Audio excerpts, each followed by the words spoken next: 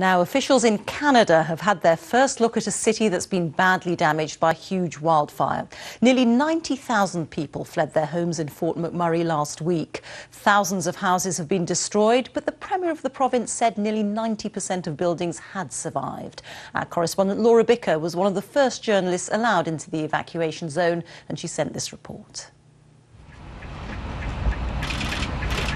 This was a family neighbourhood with gardens to play in and trails to run on.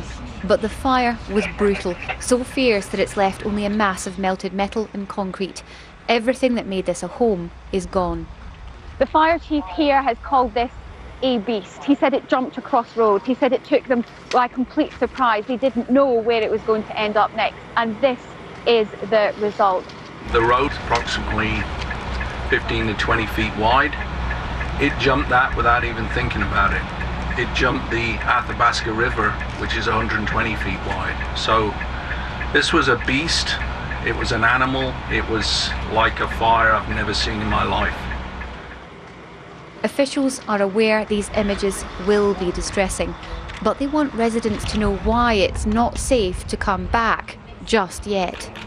Under no circumstances go past the sidewalks into any neighbourhoods. It is not safe to do so. And they want them to see parts of this city firefighters have managed to save.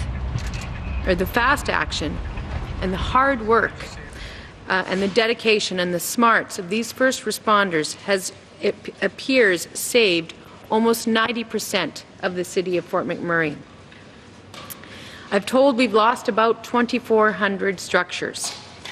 We saved almost 25,000, including the hospital, municipal buildings and every functioning school.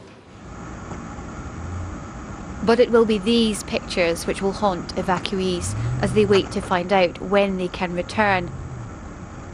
The Alberta government says it will have a plan in 2 weeks. Until then, any hopes of rebuilding will have to wait. Laura Bicker, BBC News, Fort McMurray.